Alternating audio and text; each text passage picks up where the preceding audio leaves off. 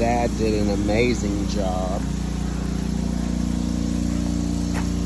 If y'all remember correctly, we had a hole here from a little bitty accident in the yard. No, it wasn't like a car accident, anything of that nature.